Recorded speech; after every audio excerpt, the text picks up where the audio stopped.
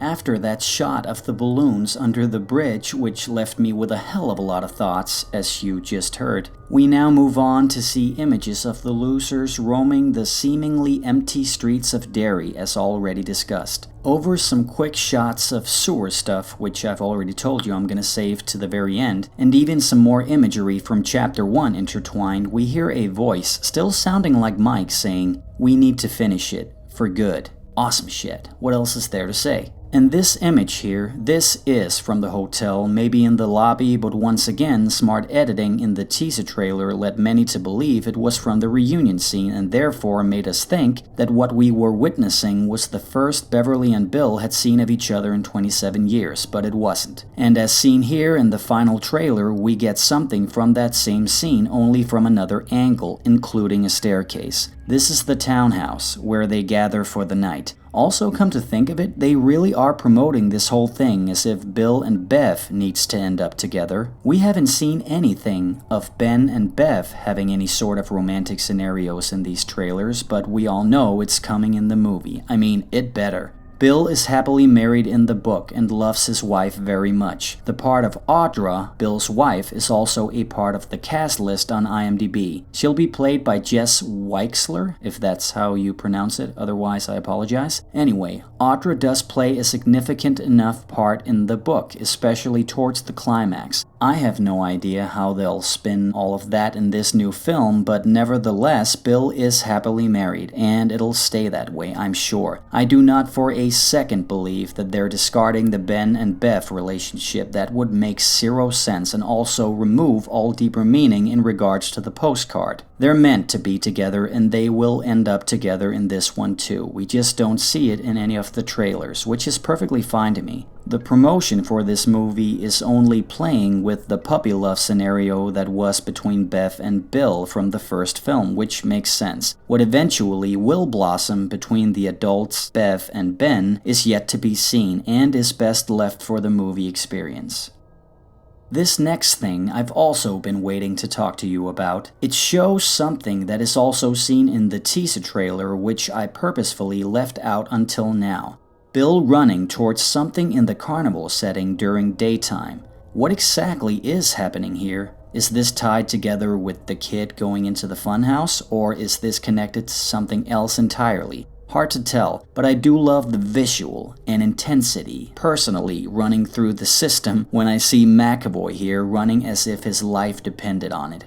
The answer to the why he is running remains to be seen. More than likely, this is connected to the kid going into the funhouse and Bill trying to secure him from Pennywise. What happens? What exactly does Bill see that sets him off running? I could easily see him spotting Pennywise all over the place during the sequence at the carnival. Pennywise wants to drive Bill crazy, and it's gonna work like a charm. Pennywise wants Bill to know and feel that it is all around them. Pennywise will taunt him with the fact that he's not gonna be able to prevent the killing of this kid. Maybe the kid is there that day without his parents. Bill bumps into him, and having met him in an earlier sequence, a connection between the two has already been established. Naturally, he'll feel a bit more protective, and of course Pennywise will use this against him. So Bill starts spotting Pennywise in different places from afar around the carnival, right? 1 second he's there, and the next he's gone. Bill gets fucking paranoid. He sees lots of personnel, or cast members as they are really called, walking around dressed up like clowns, handing out balloons, etc. to kids. Bill might see one such cast member from farther away with his back to him handing out balloons to kids, and he instantly gets sweaty. The clown turns around and Bill sees that this wasn't Pennywise.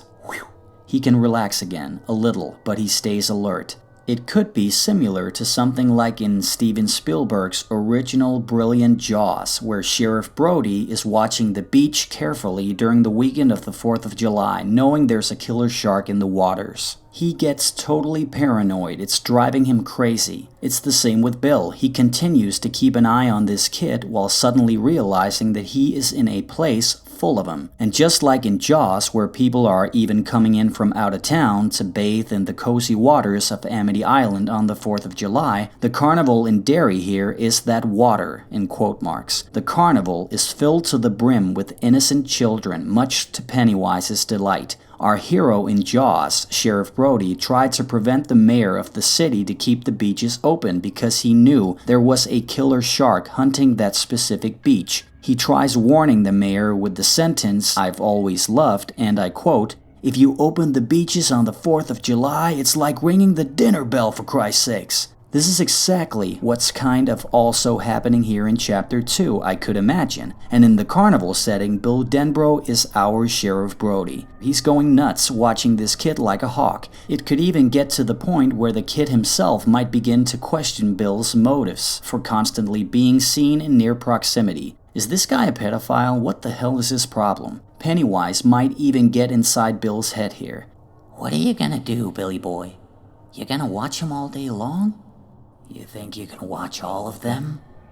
I mean, just imagine the absolute gruesome, unbearable, almost too intense to handle possibilities of such a scenario. It's almost to the point that I'll be a bit disappointed if they don't do something like that, you know? They could play so much with that whole thing. In the book, there is a part where Mike tells about a situation he had experienced where he saw during the festival days, if I remember correctly, that Pennywise was there at a time when Mike wasn't even sure who Pennywise was. But he sees him from afar, handing out balloons to a bunch of smaller kids in the midst of the crowds. In this bit from the book, Stephen King describes how at one point, Pennywise looks up, staring directly over at young Mike Hanlon, who's standing there from a longer distance, feeling that something is kinda off with this clown. Mike feels in that instance that Pennywise knows that he's sensing him, and what does Pennywise do? He slowly takes his one index finger up to his mouth, like kinda hushing over to Mike as in communicating that this is their little secret. Messing with Mike, having him feel that he must not let the kiddies know that Pennywise really wants them all for lunch. It's so creepy. This case here could have a similar happening. Like Bill loses the kid for a second in the carnival looking around worried, paranoid. From afar, Bill spots the kid going into the funhouse, and right beside the entrance, Bill now without a doubt sees Pennywise standing there smiling over to him waving. Pennywise takes his index finger and does the hushing thing over towards Bill right before he disappears into the funhouse himself. And this could be what sets Bill off running towards the funhouse himself, leading into that whole sequence we've discussed earlier. Come on guys, that would be so freaking awesome. Next, and just as seen in the teaser trailer, we get this imagery starting with Richie staring at something. Wonder what that is. Such attention to creepy detail as all the folks behind Richie seems to be staring mostly at him and not at whatever Richie is staring at. Next, we see what Richie is no doubt staring at here. I mean, this ain't one of those cases where smart editing is so much involved. Enter the legendary Paul Bunyan statue and Pennywise soaring off of it, as seen here. God, this looks so good. And for fans who've been wondering if the statue, like in the book, at one point might come alive trying to kill Richie, then for those of you whom just so happens to not have seen the Korean TV spot floating around out there, check this out. Holy shit, right? Yeah, that's exactly what I thought too, seeing that. Let's see that again and slow it down just a tad. So cool. Don't worry though, there's nothing else new in there other than that bit which I, for the sake of this discussion, felt justified enough to throw in the mix, and now I have. Moving on, we see Miss Kirsch letting Beverly inside. Gosh, just look at her grin, it's so spooky. Next, there's the foreshadowing running cold down one's spine image of, Stan having cut his wrist in the bathtub. And you know what? I have a feeling that Machete might be giving Andy Bean playing adult Stan a bit more screen time than we expect. Just a few more scenes going back and forth for his adult character to breathe a little more before he eventually commits suicide. I don't know, it's just a feeling. It seems like something Andy Muschietti would value, but we'll see. This image of Stan's bloody hand, though, is also a chilling reminder of the dialogue from Chastain during these bits when saying that she had seen all of them die, more than likely referring to the vision she had as a kid when Pennywise made her look into the deadlights there. She continues here saying, "It consumes us from the inside until we don't have a choice anymore." I just can't get over how perfect Chastain feels for Bev. Now, something extremely haunting and telling of the concluding chapter's subtext dealing with trauma occurs, something that really had me going, damn, that is just evil. Adult Bill back down in the basement of his childhood home, reliving his past as young Bill is also seen standing on the stairs behind him. Georgie is back saying, "You lied and I died," which one can see as the new "if you'll come with me, you'll float too." And where one is in a way about fear, as I see it, "You lied and I died," which Georgie repeats screaming, is all about the trauma and the guilt consuming Bill. The "you lied and I died" line is Georgie traumatizing Bill with the fact that he said in chapter 1 that he would go outside with Georgie if only he wasn't dying, as he jokes in bed. Bill clearly overdid his sickness there, and because he faked himself being a lot more sick than he probably was at the moment and did not go outside with Georgie, as a result, he was killed. Had Bill only gone with him, this is what he's thinking, it would have never happened. It's the guilt and trauma of that, which the line, "You lied and I died," specifically gives callback to. I really think this film will be excruciating to watch with these kind of subtexts constantly being thrown at us through the movie. It's brilliant, but it'll be excruciating. P.S. As cute as that kid is, he's real good at acting like a little psycho too. Now comes footage of the bloodbath scene, which was also present in the teaser trailer. Beverly back at their old school, presumably inside of the same exact bathroom she was sitting in at the beginning of the first film when she was first introduced. The imagery here is absolutely gory, and apparently this is the most fake blood ever used in a single scene in a movie ever, or so they say. Wow.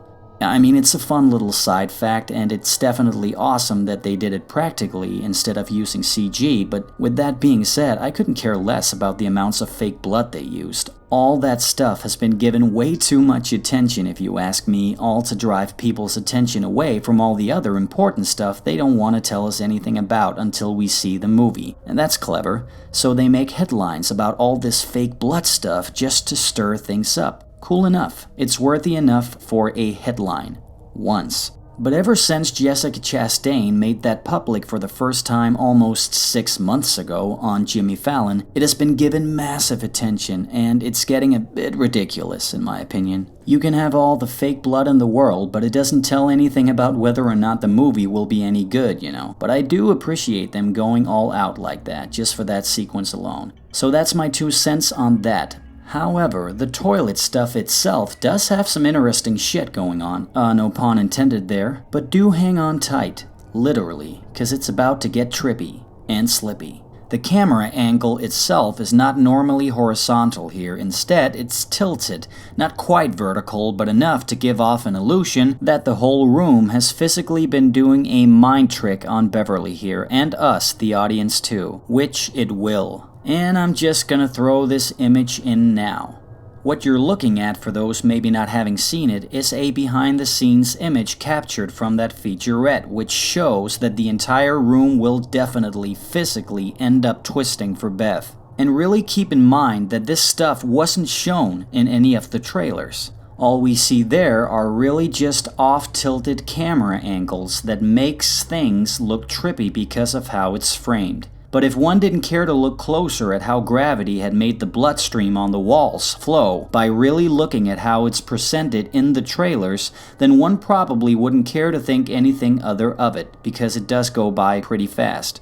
I feel like I did a pretty thorough search on YouTube looking for anyone that might have mentioned anything about the weird flow of blood all over the different walls, and how it just doesn't seem to fit if that blood was supposed to have come up from the ground going up, which is how it's presented in the trailers. And it wasn't until that footage was released that it was fully revealed with no hesitation that the room will indeed be spinning. Now, I'm not saying at all that anyone seeing this video right now didn't too figure that stuff out from the get-go, not at all. I'm just saying that the only other videos I've seen on the subject seem to just be talking about how much fake blood there was, and how Chastain spent like a week getting the last of it out of her eyes. That out of the way, I do think I figured out something else that very much connects to this whole bloodbath scenario, something that most certainly isn't made obvious in the trailer here, but I'll get to that. For now, let's dial it back just a little, cause I have no doubt that the blood will start by coming out from under the toilet seat on which she'll be sitting, cause she didn't go in there to take a shit, that would be too awkward. No, she went inside that booth to try and trigger something from her past until suddenly realizing blood is spilling out all over the floor. So here's another little fan fiction of mine. First thing that'll happen is that Bev initially walks in just to use the school's bathroom sink, just to clean herself up a little, cause look at her hair, it seems kinda wet. For whatever reason, she's already a mess when she arrives. After using the sink on her way out, something triggers inside of her and she remembers the good old toilet booth in The Passing, where she was harassed as a kid. This doesn't necessarily mean she remembers that part yet, but there's just something about that booth from the past. For reasons she might not know yet, she decides to walk inside and shut the door. She sits down, looks a bit around trying to remember whatever it is, still unsure if it's even something she wants to remember. And I don't quite know why, but I just have a hunch that in the movie it's gonna be late afternoon with the school/hallway seeming fairly empty when Bev walks in to use the sink. We're talking pure fan speculation here, guys. I got nothing concrete to base this on. It just seems most atmospheric and classic in a sense. Anyway, she sits there in the booth in her quiet thoughts, and suddenly maybe the outer door from the school's hallway leading into the main bathroom is heard opening up. She hears subtle footsteps approaching. Ghostly voices from outside might start whispering stuff. Bev understandably gets frightened, and with a hand that's shaking, she slowly reaches out to lock the door, quiet as a mouse. It was shut before, but it wasn't locked.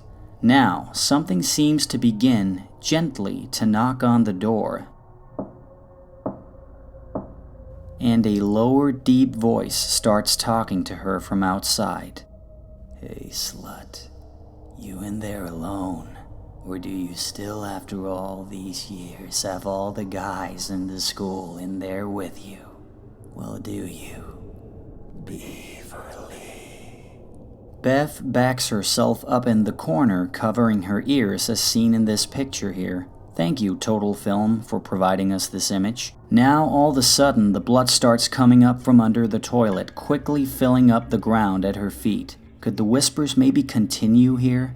"Are you doing womanly things with those boys in there, Beverly?" And all of it would once again be tying things back to the trauma of it all. The blood pool gets higher and higher. Panic starts kicking into overgear. More than likely at this point, she feels forced to try and crawl over the side wall, which you can just ever so slightly see ends here, and Bev having her hand on top of the wall, so that fits. But wait, what happens next? What happens is what we don't see in the trailers. Something has got to begin pulling at her legs as she tries to get to the other side. It starts dragging her all the way down under, and that is where I'll throw in this image from the teaser trailer, which I haven't discussed or utilized until now, and I trust you can understand why. Bev goes under completely here, and definitely not willingly. If it's not something pulling her legs, then the frickin' toilet at the very least has got to be pulling her down because of some sort of strong undercurrent. Either way, she's seen here bursting out from underneath the blood again, and is now completely covered.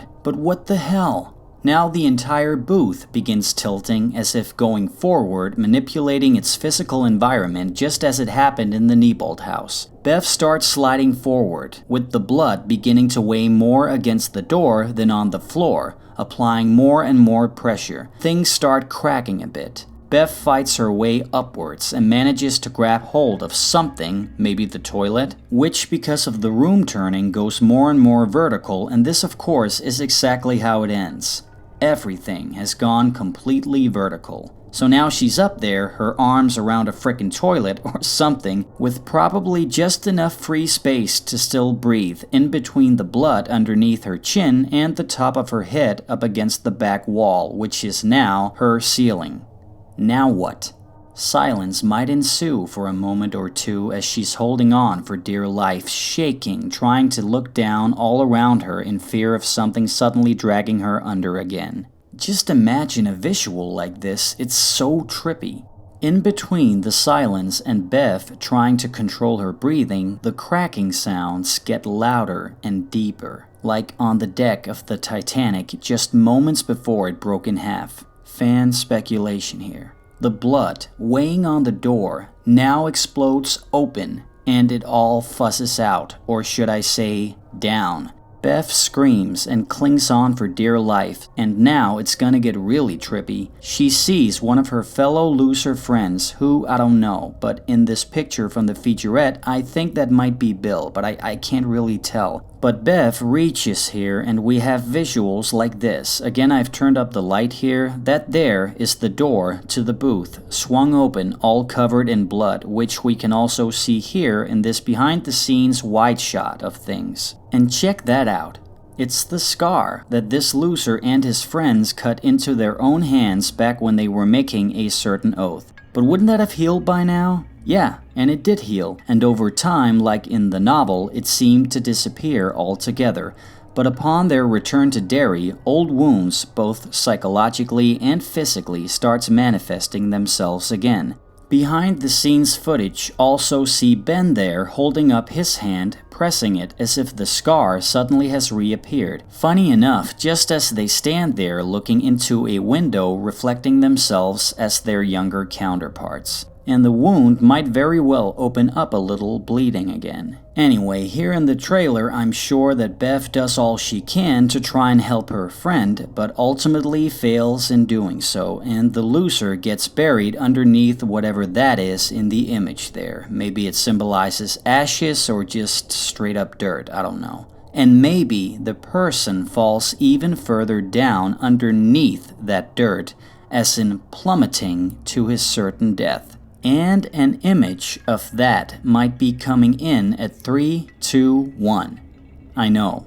You might recognize this shot from even later in the trailer, where in conjunction with this imagery here, they really want to make it seem like it's Mike having a strong hallucination, which he also does have at one point, but we're not quite there yet. But this shot comes in, and immediately following that is the footage of Mike's head, looking just about ready to explode. But in the movie itself, those two images here might very well have absolutely zero connection to each other, although the trailer makes us think there is a connection. And there might be, but I'm just saying. When one looks at the bottom of this image here with the person falling straight down, there is seen something as simplistic as a white square that could resemble a door.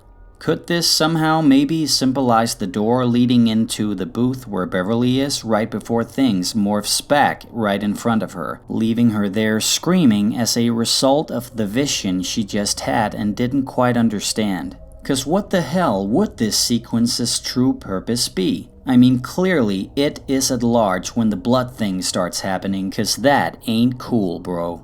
Is it possible that when it started to mess around with Bev, the turtle's spirit at one point also came too, somehow turning the situation around, ending up showing Bev maybe some sort of foreshadowing, trying to prepare her for something that she might be able to prevent during the climax?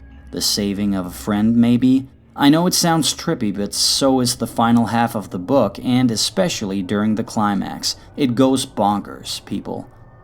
Let's move on, shall we? Next, in the trailer, we get what is, to me, the very first real interesting imagery from the past, from the year of 1989. And yes, this is new shot footage from the past. I really tried going through every possible scenario of who might be running in the school halls there, because it is very clearly the school. And it's not really hard to figure out that this is Ben Hanscom. And I did turn up the light and contrast in vulgar ways, but his face still won't reveal itself in any significant recognizable way. But come on, if not young Ben, then who the hell is it? It's Ben, and as the director has said, he worked really hard to connect the two timelines for Chapter 2. When I first saw this bit, I instantly thought of all the talk Andy had been doing ever since the release of the first film. Namely, that he wanted to connect it all in grander ways and not just shoot new sequences with the young cast just for the fun of it. He has said that the kids play a vital part in Chapter 2 and that the present and past will collide in massive ways. So a sequence like this here won't just be for fun little kicks, that much I believe. All the tie-ins from the past should, in Machete's own words, really help push the concluding story forward, and that the film wouldn't work without it. And just for those who did not know or see that interview from Comic-Con, Jay Ryan, playing adult Ben, said that the young cast are featured just as much in the new film as the adults are. Yes, he said that. So if that's really true, okay, as long as it all makes sense, that's really the main purpose. But what exactly is going on in this scene? Obviously, Ben is running away from something and seeing how it's all new footage here. Could this be one of those memories that Muschietti has also talked about, which were so horrible for our young losers, in this case Ben, that he completely repressed it in an even harder fashion than anything else that happened during that summer of '89. And as he comes to remember it in this film, much against his will, but for some reason needs to, because many of the clues to beating it for good lie somewhere in the past, then we, the audience, will also get to discover those missing clues from that summer and retrieve it all through the mind of adult Ben and seen through the eyes of young Ben. Pretty cool, actually, and it's gonna be great seeing how all of these flashbacks will somehow serve as needed glue to tell the last part of the story.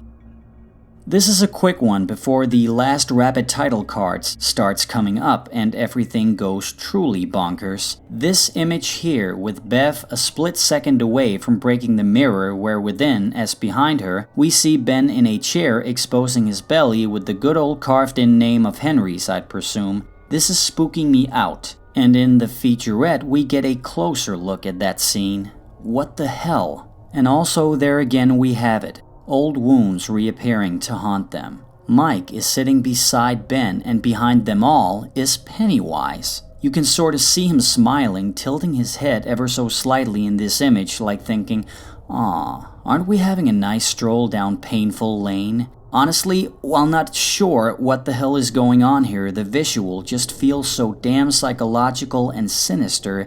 Ew, it really runs cold down my spine. No doubt, this is inside of the Neibolt house, and no doubt this is some kind of sadistic mind game of Pennywise's just tormenting them, displaying how much more vulnerable and weak they really are as adults on account of all the trauma from the past, and they know it too. Once again, I do want to point out the sunlight coming in through the windows to both the sides and most noticeably in the far back there. It's daytime, but we did see them out front in nighttime too, so what happens here? I'll throw in this image to the mix. Thank you once again, Entertainment Weekly. This here clearly shows something just prior to the other moment we've just discussed. It's daytime and it's also Bev, Mike, and Ben in this shot here. Look at Ben's t-shirt. It's already bleeding and he looks scared as hell. Wounds from the past are opening up, both in their minds and straight up physically too. I'll bet you that Ben doesn't even know yet that he's bleeding here. It's all very psychological. This image, however, I'm willing to bet will lead to this happening.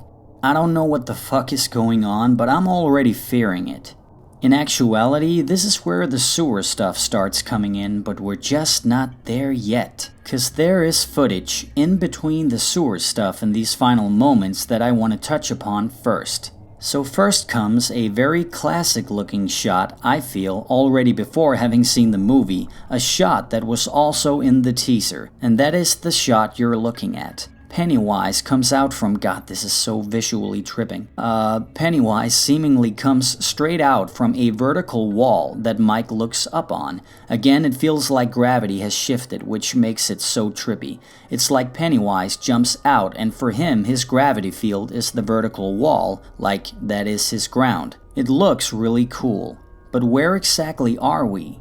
My guess, as others have thought to mention in the past as well, is that Mike is visiting the old black spot, which is an iconic piece from the book and one that was also seen through an old photo of Ben's in the first movie from 2017. The black spot was an old nightclub where most of the guests were Afro-Americans, hence the black spot. In the book, it was burned down by, and I quote, "the main legion of white decency." Yeah, that's not racist at all. In the 2017 film, there ain't much mention of it other than it was burned down by a cult back in '62. But what we don't hear, and what is the case in the book, is that Pennywise was there that night observing somewhere and that he most likely had something to do with it other than just a cult. But in the end, it's all about the evil of Derry. Derry is it, and vice versa.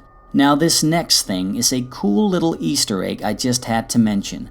A man whose name was Dick Halloran might sound familiar to the fans of King's work, as he was also the guy whom had The Shining and had a lot of connections to a certain little boy in the Shining book as sort of a spiritual mentor for the kid. But in the It book, Dick Halloran was also working as a young man in the kitchen of the Black Spot, and he was also working the night that the place burned down. He managed to flee the scene, and at one point could have sworn that he saw a clown nearby standing with balloons enjoying the whole thing. Now this isn't part of the movie world, but in the books, Stephen King ties a shitload of his work together in tiny little ways, and that's kind of awesome for those caring for such stuff. Anyway, Mike is seen here in a place that I would bet $5 is the burned down black spot. Why the ruins would still remain after, what would it be, like 57 years later? I don't know, but Derry is a fucked up place, so we can look past that. So here Mike is, somehow wanting to unlock some secrets from the past, much like all the other losers will be doing in their own ways. Pennywise shows up as seen here, but what will happen next? None of us know. Really, the trailers have done a magnificent job of not spilling their beans too much. I do have personal wishes, though, that we'll get a flashback to the black spot scenario on the night when it burned down. And when on the subject of someone burning alive, it's also especially sensitive to Mike, cause we hear him explain in Chapter 1 that he used to live in a house on Harris Avenue, I believe it was, when he was a baby. The fire department managed to get him out, but his parents, as we learn, died burning alive, trying to get to Mike. And as Mike explains it, when the firemen finally found his parents, the skin on their hands had melted down to the bone. Yuck. But let me ask you this. Could what we see here maybe be the remains of Mike's old house? Or is it indeed the black spot? I mean, Mike and his parents were farmers and very poor, and judging from this place here, it looks pretty big. What do you think? No matter what, Pennywise pops up to mess with Mike once again, so time shall soon tell. Next up, we come to the image already shown but not discussed. Mike's head looking like it's on the verge of exploding. Looking at the tent-like background there, this could fit with him having a vision of how it came to Earth, landing in the center of what eventually becomes the city of Derry. Within the novel, the young losers perform an Indian smoke hole ritual encouraged by Ben, which should allow them to receive spiritual guidance from whatever forces stands against it. And in doing so, this ritual just so happens to take place in the Losers' underground clubhouse, which never made it into Chapter 1, but will be there in Chapter 2, presented through all new shot footage with the young losers. Muschietti have alluded heavily to this in the past, and the next image coming up, I just so happens to believe gives further proof that the clubhouse is indeed in there. Anyway, in the book, Mike and Richie are the only two that musters enough willpower to stick the smoke ritual out when becoming too much for the 5 others whom one by one lets themselves out into the fresh air again. Only Mike and Richie stays in there. The two begins sharing a vision of its arrival on Earth from prehistoric times. They witness as if they are actually there, a time when the dinosaurs ruled the Earth, and something reminiscent of a comet comes hurling through the atmosphere. I mean, there was a reason that the dinos went extinct, but in the universe of It, the Big Bang wasn't it.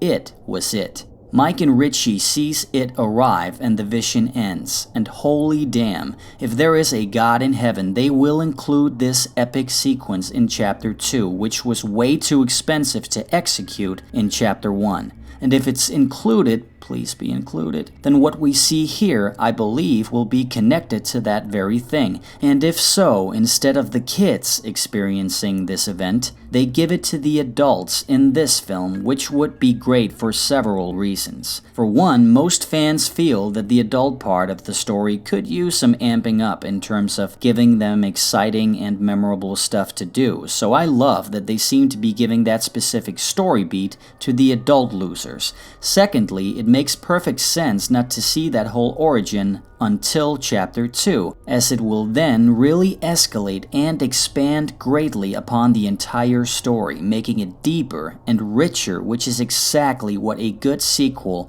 or in this case concluding part, should do. So this will be perfect, if be the case. And in regards to the underground clubhouse, and Muschietti has referred to it as being the underground clubhouse where the ritual takes place in the novel, that doesn't really seem to match with the tent-like structure Mike is seen in here. But the tent thing does go well with a so-called Indian smoke hole ritual, and if that's the case in the movie, then cool. I don't care if they perform it in the clubhouse or if they change it up to really take place in an authentic Indian smoke hole somewhere. And you know, maybe Mike is even all alone in performing it in the movie, as in long before it ever really emerges again, simply to be as prepared as possible, having the gut feeling that they didn't exactly stop it for good, you know? And then when shit really hits the fan and the losers all return, Mike will be even more educated on the matter than ever before, and he'll then tell all the other losers about his experiences. That's one scenario. But however they want to go about it, I don't care. I just pray that they somehow incorporate that sequence from the book. Period. And speaking of an underground clubhouse, could this be the loser's entrance to such a place? Now that would fit the description and also make me believe that it's somehow managed to be kept hidden for the past 27 years since the summer of '89. All it would take was a good amount of dirt to really cover it up good, and being down in the woods near the Barrens, then yeah, I'd buy it having stood the chance to not be discovered by anyone else until the adult losers uncover it again 27 years later. And I believe they might just do that. And who do we have here shutting the ground door? It's Pennywise. What the hell will go on in this bit and why exactly? 'Cause Pennywise is shutting someone in, the camera angle from below says it all. The underground clubhouse in the book are the losers' most sacred place. It's theirs alone, and no one can bother them. It's also where they hide away from Bowers and his gang on multiple occasions. But from the look of things, Pennywise in this movie will also be taking away from them their most sacred place. Ouch. And here, the absolute final shot of the trailer before we get into any sewer stuff. And it is this absolutely bone-chilling visual of Bill Skarsgård's Pennywise, or Bob Gray, meeting his fate. And here, I'll throw in the images from the teaser trailer as well, clearly from the same sequence. We've already speculated tons over what this means, like a billion years ago now, so we need not to do that again. But without a doubt, this is Bob Gray, back in the old days, being killed or taken over by it, which I'll bet $5 on will happen inside of Bob Gray's old circus trailer wagon. You know, the same scene in this picture and also the same one that was featured in the climax of Chapter 1. Somehow, I also think we'll see a little scene with Bob Gray in this flashback just prior to him being killed, where the audience sees him for the total creep he is as a human being. Maybe being abusive around his daughter in some way, hitting her, touching her, I don't know, just before heading out to his trailer wagon. Here he might sit down, grab a half-empty bottle of whiskey while truly feeling himself that he is both underpaid and underappreciated by his colleagues and so on and so forth. Poor Bob Gray. He sits himself in front of a mirror, starting to put on his makeup for his day on the job, and suddenly he feels like something gets inside of him, taunting him with his own nasty, non-worthy humanity. In one way or the other, as we see, he starts going nuts. It also could look like Bob Gray drives his own nails hard into his own face, scratching down, leaving blood to spill in some act of ghoulish outrage, giving himself the now famous red lines that Pennywise then decides to perfect all the way down around the mouth. But in the end, that doesn't quite fit, cause the red lines on his face are already there on that Pennywise circus wagon, plus in the old photo from before Bob was ever even killed. So those red lines must have been the original Pennywise look from the start, right? Nevertheless, here it really looks like Bob Gray scratches himself. I don't know. This imagery also very much reminds me of another classic 80s horror film called Poltergeist, where a ghost hunter and scientist has a vision where within he starts peeling off his own face. This sequence here with good old Bob, that might very well be the director paying homage in a subtle way to such classic horror films from the past, just like I felt he did with the subtle Shining references in the beginning of the teaser trailer, or so it feels like to me. And lastly, of course, Skarsgård's absolutely bone-chilling, ghoulish, monstrous, hellish laughter / scream just before the title pops up. God damn, it is so creepy. Good job, Bill, and I'm sure that he'll shine even brighter as our favorite killer clown within this next chapter.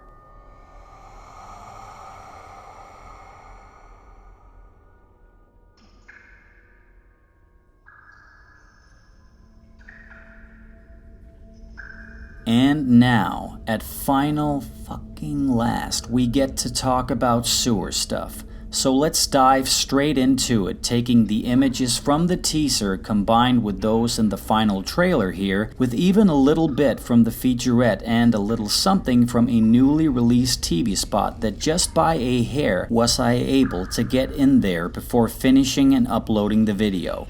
I also included this behind the scenes shot you're looking at right now, once more provided by Entertainment Weekly, which apparently seems to show the losers just entering the sewer system at this point. So let's try going through them all as chronological as possible. First, I really want to touch upon this image here, or more accurately, who's in it. Mike is in it. He ain't there in the book. He's taking a breather in the hospital after a rumble with a certain Henry Bowers happening earlier on. It's the same in the old miniseries, but in this new film, Mike is there with him during the climax of the film. I don't mind that at all, but I do find it interesting that they made this change. But it further speaks volumes of the importance of Mike Hanlon in this one, and how he is in many ways just as much an anchor for the losers in this film as Bill probably also still is, of course.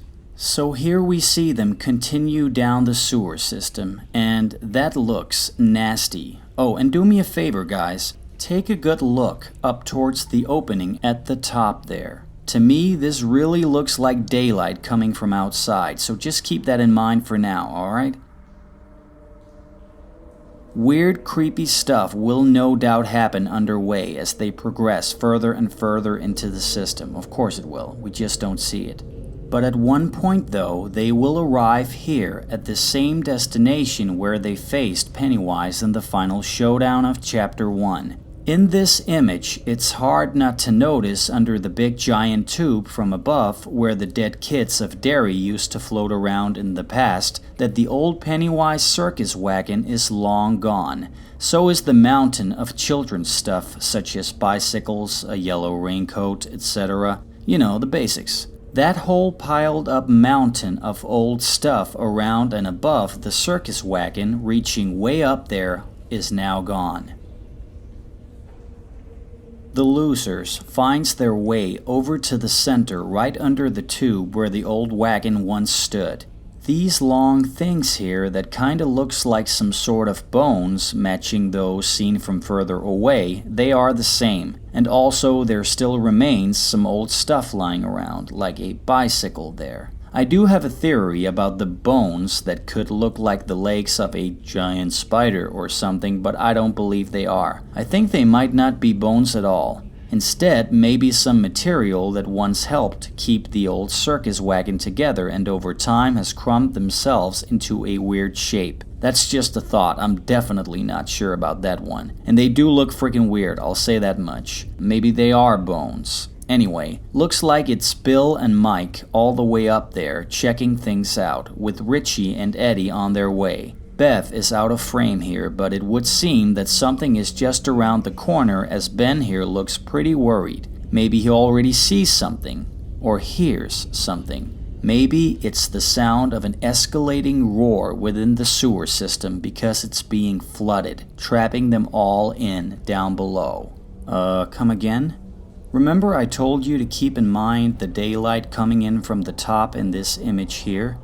Now look at the behind the scenes picture again from Entertainment Weekly. It's non-mistakenly daylight from above coming through the same kind of openings that are seen within the actual movie here. Sure, contrasts and color palettes are very different between a behind the scenes photo from a magazine to that of an image from within the movie itself. But no matter the case, the point being these shots are from the same place in the film. It all matches with the clothes they're wearing and with it being daylight outside. Like, wait for it, this imagery here.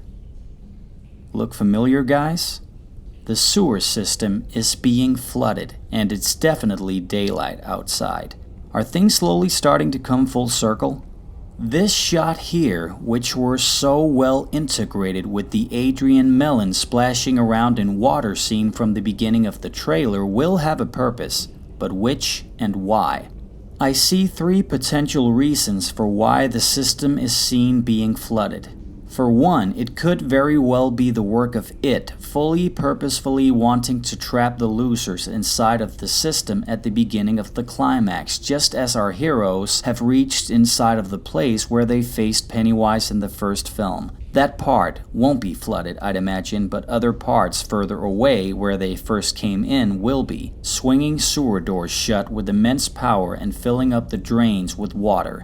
It's a trap, indicating that Pennywise doesn't plan on ever letting them out alive this time around. Not that he wanted to let them out alive last time, but he's really pissed. They're in the end game now.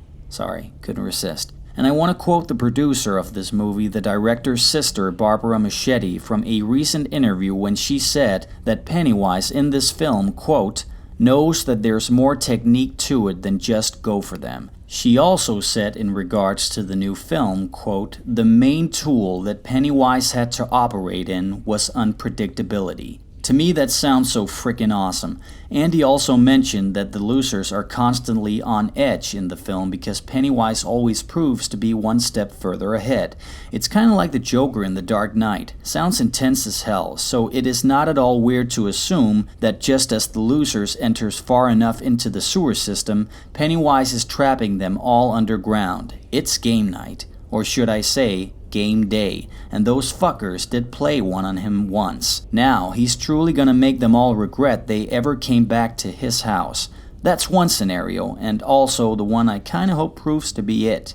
But there are others. Another could be that the sewer system seen being flooded might just be from a flashback from Chapter 1 where Pennywise flushes out a survived Henry Bowers into the Barrens when he went falling into the well underneath the Neibolt house. Of course, the imagery in the trailer don't let us see that, but looking at the footage of Bowers in the featurette where he clearly returns home after that whole episode, we see the police take him down, no doubt for having killed his father and his two buddies as well, as seen in a deleted scene from Chapter 1. Eventually, as talked about, he goes to Juniper Hill, but the flooding of the sewers could be connected to that episode because I also seem to remember Machete talking about a scene that never made it into the first film where Bowers was indeed seen coming out in the Barrens, carried by a stream of water. Don't know if this is it, but one thing is for damn certain at this point, the flooding has zero to do with the Adrian Mellon stuff.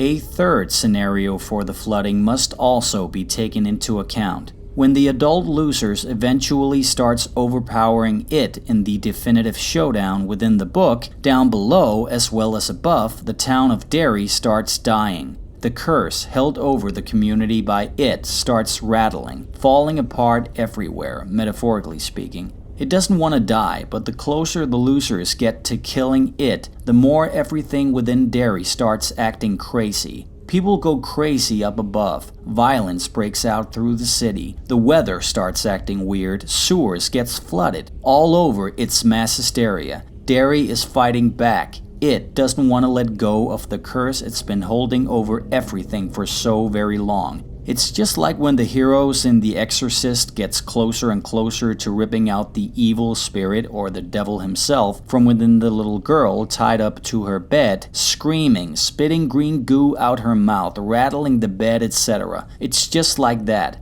Things undoubtedly gets way worse before it ever gets better. The scenario alone is pretty epic in scope as told in the book, and I do pray they include the uproar happening in Derry both underneath as well as above when the losers takes on the ultimate evil during that, hopefully, intense final battle. It's all there, they just need to execute it right, and I have great faith that they will. Now, if the flooding we see here is directly connected to what I've just talked about, I don't know. Could be, but I don't know. Either way, if it isn't tied to that, it still doesn't mean that we won't get such a scenario during the climax, it's just we haven't seen it yet, and probably won't until seeing the film in its entirety, as I also feel it should be. Feeling spoiled yet? Even though it's coming from a random YouTuber who hasn't even seen the film himself. I did warn you about spoiler galore in one way or the other, and it's about to get a whole lot worse, so brace yourselves. In the featurette, we also get this footage presented to us. What do you think that is? It's a gate. A door with what looks to be Chinese lettering of some sorts on it leading further down into darkness, way beyond and below the standard sewer system. We're talking deep, next level kind of shit here. Now, a visual like this, I'm not saying you didn't already figure out, is something leading down into new territory, but the location of the trapdoor is another story. And when I paid attention to our losers here getting on top of that remaining pile of stuff, figured it out yet? Right where the old circus wagon stood in the first film and then looked at the footage presented through the featurette, lightening up the image a little, it is now much clearer to see that this trapdoor looks to be centered in a floor made of wood.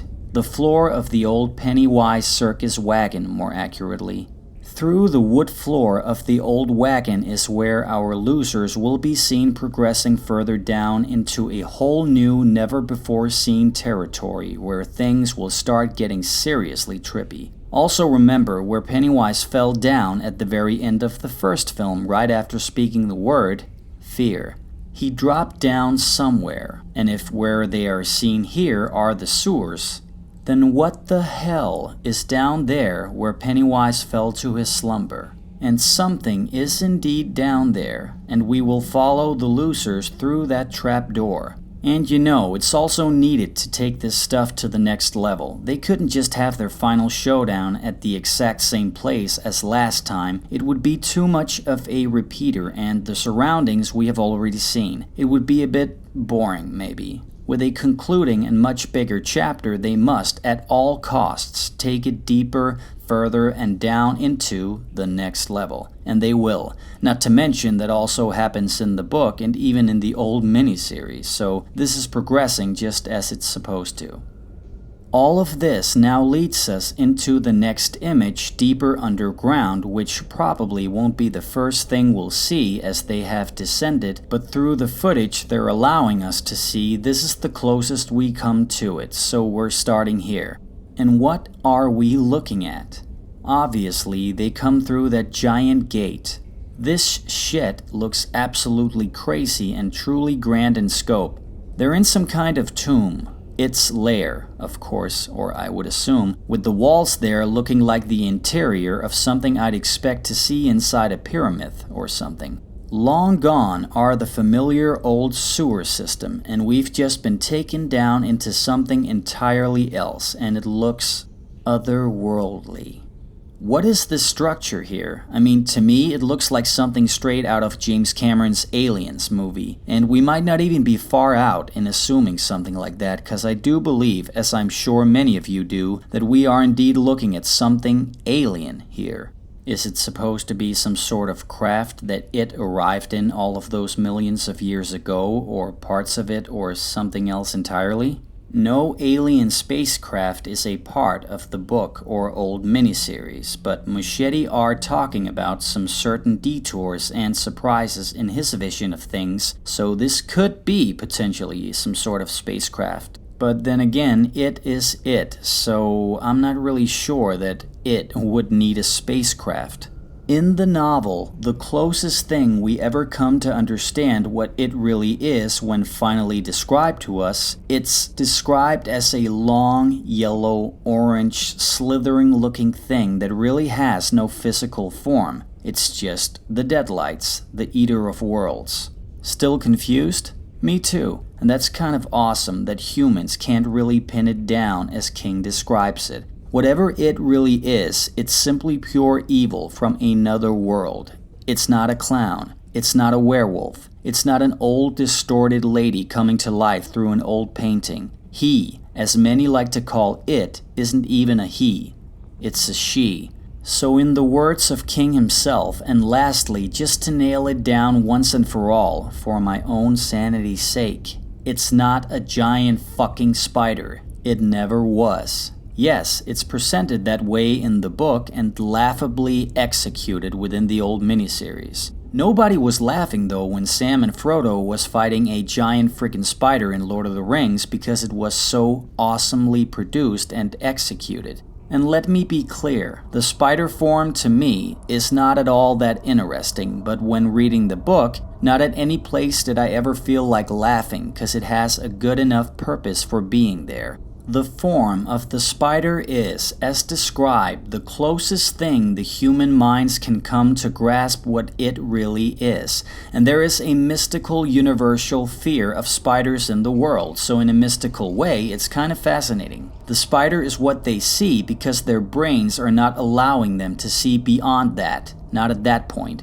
But as someone actually says in the TV spot, and I'm still not quite sure who that is, but a voice is heard saying, "Open your eyes and see." And this will have heavier meanings attached to it, and I'm honestly not quite sure if that is Pennywise. Maybe I'm wrong, but I keep seeing the turtle as if it's there, and maybe, even though the voice sounds a little bit weird, that could potentially be the turtle and not Pennywise. I'm not saying it's not Pennywise, because it also fits with the look into the deadlights, but maybe on the flip side, the turtle is there in a spiritual sense, and he's asking the losers to open their eyes and see. And this can mean many things, maybe not just look into the deadlights and die. Maybe it's the Mandarin speaking to the loser saying, "Open your eyes and see the strong bonds you share. Together you are invincible." Who knows? Oh, and just to close the book on the whole spider thing, in the book it is female, and it lays eggs. The eggs being a symbol of the fear it spreads all around her. The loser squashes them out in the climax of the book, as many as they can, and that's where all of this ends.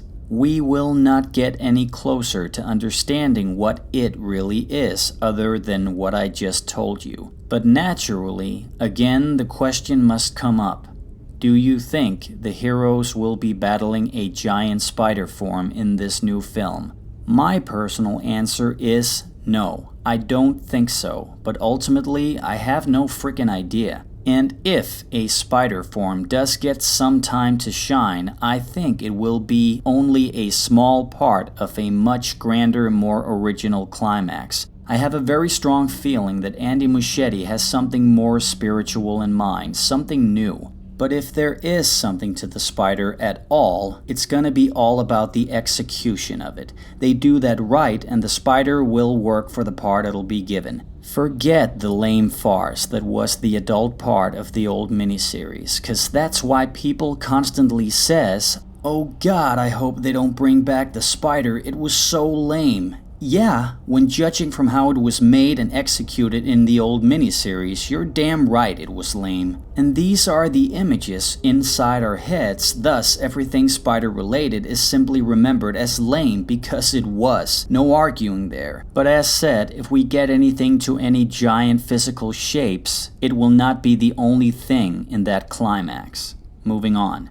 In the trailer, what we see of this mystical place, this tomb, it's just a glimpse of things to come, we know this. And I could see the entire climax lasting for a good 35 to 40 minutes maybe, starting from when they enter the sewer system to when they eventually gets back up to the surface again. They're gonna be spending significant longer amounts of time down there this time around compared to what we saw in Chapter 1, I have no doubt about that. And though I believe the biggest part of the confrontation will be a spiritual one that we'll get to soon, the losers will of course also be facing some physical forms very personally connected to each and every one of them. So what the hell might we be looking at here exactly? Again, it's one of those images that were both in the teaser and this new trailer, which we haven't discussed until now.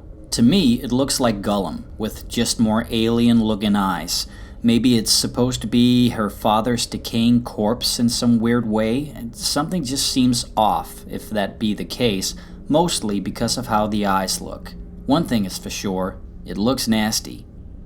At one point or another, the next stage of the climax will ensue, and this is where a more spiritual fight will happen, and the scenario matches perfectly with this beautiful shot of 6 friends forming a circle holding each other's hands. Losers for life. The battle of the psyches takes place here, no doubt about it. It'll be the director's movie version of The Ritual of Chud, which screenwriter Gary Doberman already confirmed back in September of last year would be included in Chapter 2, in some form. To perform the ritual within the pages of the book is a frickin' trippy one, but then again, so is the mind of Stephen King. Basically, someone has to interlock their tongue with its tongue. Then they both bite down and begin telling jokes. The first person to laugh is banished to the netherworld. Yep, that's exactly it. Crazy, right? But while all the tongue biting and joke telling goes on entirely within our physical realm, there's also a more spiritual psychic battle happening between it and the losers during all of it in the so-called metaphysical realm. I think it's best described as the losers kind of tilting in and out of our physical world, sliding in between dimensions, like sort of phase shifting, transcending in and out. Try to think of it as an old transistor radio with a little knob. It is possible to slide in between frequencies on such a device and manage to pick up 2 different radio signals at once, playing on top of each other. That's the best I can explain it, and also in regards to what happens with the losers in the final battle against it, in the book. So trippy. Is this also how it's gonna happen in the new movie? Honestly, while simply being a fan speculating with nothing concrete to back it up with, I seriously highly doubt that. What crazy enough works on the written page just doesn't necessarily work on the big screen, and while I have no doubt the Ritual of Chud will be kind of cosmic in the film as well, still judging from Andy Muschietti's style, I think he'll go differently about it. I just can't see McAvoy sucking face with it on the big screen for the sake of a joke-telling, no-laughing kind of contest. It's just, simply put, too freaking weird for the movie-going audience. I mean, the director also didn't need to include the children's orgy from the book within the first film to illustrate the losers' strong bond. No, he went about it in a much more innocent and truly beautiful kind of way that did not diminish the story told in the book one bit. Without a doubt, Muschietti just cut out a too weird and really nonsensical scenario from the book where Bev, for the sake of the losers getting out of the sewers alive, has to have sex with the 6 boys literally lining up to take her on from behind in the sewers after they put it to sleep. What the fuck? Do we need that in our movie? Hell no. Andy went about it just the right way in 2017's It, and everything became all the more powerful because of it. Andy Muschietti seems to understand how to translate these more weird aspects from the source into something that can resonate with the movie-going audience of today, and I have great faith that he has come up with something great for the ritual of Chut, something that can resonate with us. But a psychic battle of some sorts will ensue, and what are the losers looking up at here? Before the release of the first official TV spot you can find on Warner Brothers' YouTube channel, I didn't know. Oh heck, I still don't know. But enter this, which is also the only real new thing in there, but it is on the other hand kind of a big one, and to be honest with you, I would have liked for them to hold back on such a thing, but oh well. What's been seen has been seen. You can see the losers all the way down there forming their circle within that weird structure. Here's the giant gate that led him into the Chamber of Trippiness. Oh, and did anyone spot this? Just felt the need to point that one out in the case you should have missed it, lol. What the hell is that? Well, clearly it's it in some way, and here it manifests itself with tentacles with 3 glowing balls of light at the end of each and every one. The structure of 3 we have seen before in Chapter 1 when Pennywise opened up his mouth to mind-trip Bev. In this stage was also when Beverly said to have seen them all back in the sewers at a time when they were at their parents' ages. And again, as heard in the final trailer, she said, "I've seen all of us die." Her vision has caught up with them, and they are here. What are these tentacles really? Might there maybe come down 3 more to match the 6 friends? Are these tentacles gonna hook him up to some kind of matrix where this psychic battle will then happen? What the hell is this exactly slithering down from above? Don't think it's any giant spider, and I also don't think it's a giant floating squid. Now you just watch, come September 6th and we're gonna see a giant squid. No, I seriously doubt that. Something else is going on here, but what, only time will tell. But these visuals here does look impressive, and it is nothing like we saw in the first film. The losers will ultimately win the Battle of the Psyche, combining their spirits or something, overpowering it, showcasing their strong bonds. But somehow when looking at this next image, I also theorize that it doesn't quite end with the spiritual mind trip. I think at the end of that phase of the climax, whatever structure it was the losers were standing on will be destroyed as a result of the losers winning, as seen here. It starts cracking, breaking up, hurling up in the air like a twister, just as we see in the image. They run to safety somewhere, and when the dust finally settles again, the losers are all standing around thinking, did we do it? And maybe they turn to Bill, well, did we? Did we win? We've seen this sort of scenario in many films from the past, including the original Ghostbusters for one. Our heroes take down the main baddie, or so they think. They stand around going, well, that wasn't so hard, it's Miller time, just before shit truly hits the fan. They celebrated a bit too early, and all of the sudden the giant Stay Puft Marshmallow Man shows up starting to wreck New York. While not as comical, I could see something similar happen. Again, fan speculation. They may have won the spiritual battle of things, resulting in whatever it was they stood on to be destroyed. And maybe whatever that was, it was some sort of star-gating device or another cosmic part of a craft that came to Earth with it, whatever the terminology. And maybe the structure could be used for a one-shot kind of scenario for it, and also maybe something that was in fact near and dear to it. And now, it's gone. But it is still around, and she is more pissed than ever. It's there somewhere, and as a result of the loser's win within the spiritual realm, it had been forced to take on one final fully 3D manifested physical form should it choose to stay in existence within the physical realm as we know it. And if you think this is trippy, try reading the book. I'm just trying to help, lol.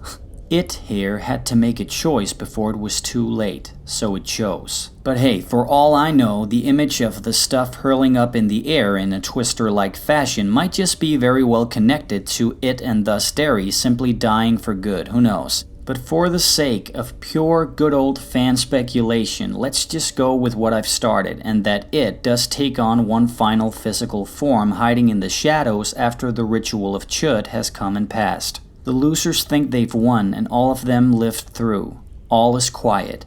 Now, whatever the hell the physical form might be this time, if any, then suddenly it will come at them full force. Here we see Eddie, whom surely looks like he could be pissing his pants as something seems to charge straight at him from off-screen. What it is, though, is one of the mysteries, but as we see, Eddie does join the ritual of Chud, and somehow I just feel this image here will take place after that. Could this be when Eddie bites the dust? And if they're following the source, Eddie dies around these parts and we know it.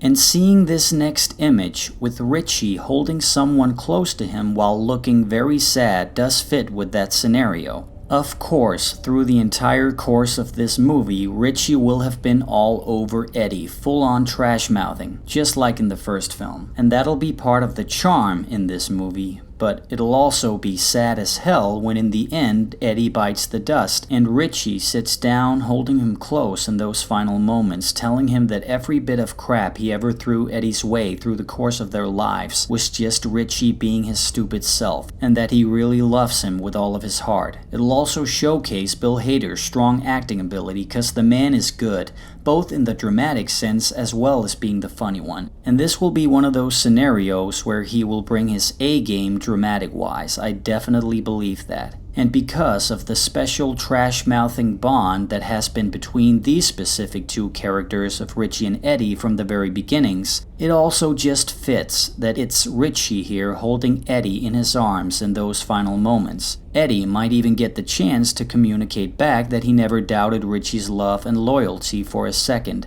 and maybe tells Richie farewell with a lovingly sarcastic yet subtle remark, at the one time in the movie where none in the audience will feel like laughing, thereby giving that final button on their strong bond and friendship. Now, cue in some of the no doubt powerful, beautiful, and absolutely heartbreaking score, once again having been composed by Benjamin Wallfish, whom also made the incredibly emotional music for the first film, and you better have those tissues ready, cause it's gonna be full-on tears in the theater, I know it. Eddie fades away, and the losers are now the ones more pissed than ever. The table has again turned. Now this specific part I don't personally mind if be similar to the book and even the miniseries, in regards to how they go full-on pissed with whatever shape they're up against right after Eddie stops breathing. It might have momentarily retrieved after Eddie got deadly injured, and now they'll be coming after it, going deeper into the caves somewhere as seen here. Also notice it fits with now only 5 members left to be seen in the shadows. Could it be that there is a 6th member and that he's just not in the frame there? Yes, of course I couldn't be sure of that, cause the trailer cuts away right before that potentially happens, and the very last image I could capture of this footage was this one you're looking at here. But I did look long and hard at it, brightening things up, zooming in and such, and this is what I came up with. First things first. The guy in the very front there is definitely Richie leading the pack at this very point, which would fit with him just having held his dying friend Eddie in his arms. You're more than likely seeing this video on your phone or tablet, but on a much bigger screen format, you can detect it's Richie in the far front. You can detect his leather jacket, and more importantly, you can see some light reflect on the side frame of his glasses there. It's Richie. From the far right, I think that is Beverly, and in front of her is Ben. From the far left, way behind there, I think is Bill, cause the one in the middle, between Bill and Richie, looks the most like Mike. The pack might very well be going in for the final kill here. What happens during those final stages, we'll find out come September 6th. Believe it or not, ladies and gentlemen, we have made it to the end. The very last from the trailers, the one TV spot and the featurette. There is no more. Holy hot damn, that was a long one. And if you're one of the individuals that stuck through all of this, I salute you and I thank you very much for your time. I really hope some of you enjoyed this and that it might even have increased your hype for the film. My goal was indeed to guide us all through this as if trying to tell some sort of cohesive story within it. I wanted to try and take us all on a journey that way. This one was definitely for you guys, but I do also enjoy creating these videos. They just take up so much time to fully realize for me. But yeah, I'm really glad I did this one, cause Chapter 2 is my #1 must-see of 2019. There is no comparing. Not even the anticipation level I felt for Avengers Endgame, being a huge Marvel fan too, comes even close to how energized and how excited I feel for this film. And after its release, I will be doing my first ever straight-up movie review at one point, probably also throwing in my quick thoughts on Chapter 1 while I'm at it, cause I never really did that. But in short, just for now, I pretty much love it. In conclusion to all of this, I would just like to say that I think the marketing for this film once again has been absolutely great, and I know that some more TV spots will drop down the line and we might even get another little featurette, but I'm just not gonna have the time to do anything with it though. I mean, I would love to, but my daily life just won't allow it. But I really tried compiling everything that were floating around out there and incorporate all of it into this giant video and just getting it all out of my system.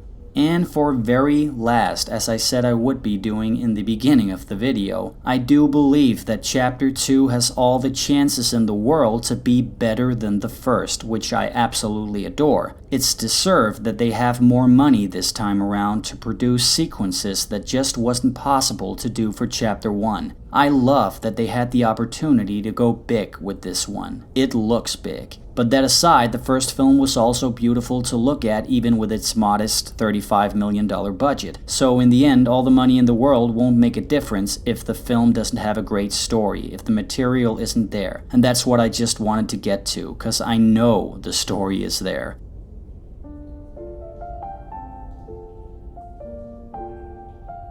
I know the book, and therefore also know that there's still far more story left to be told than the confined part that was seen in Chapter 1.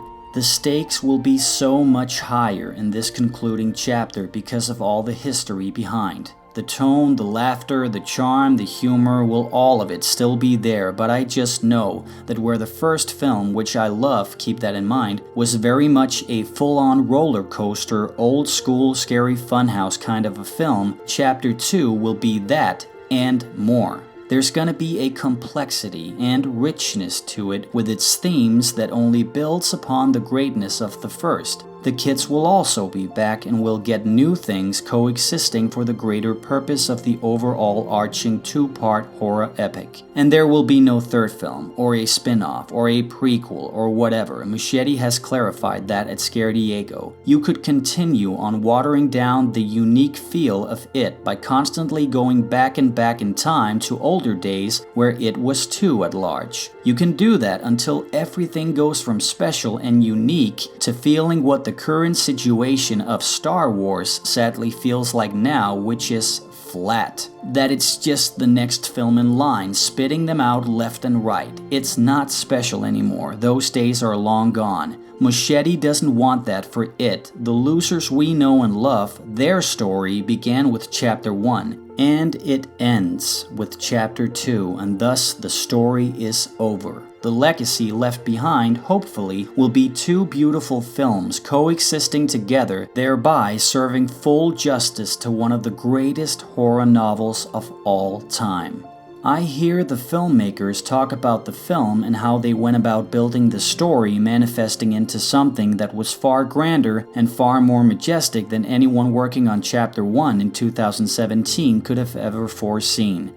This concluding chapter, to me, really looks like it's gonna be the world's first ever truly epic blockbuster within the horror genre, and what better story to do that with? What this film seems to aim for is quite simply unprecedented for its genre, and the scope and ambitiousness of this monster looks absolutely off the charts.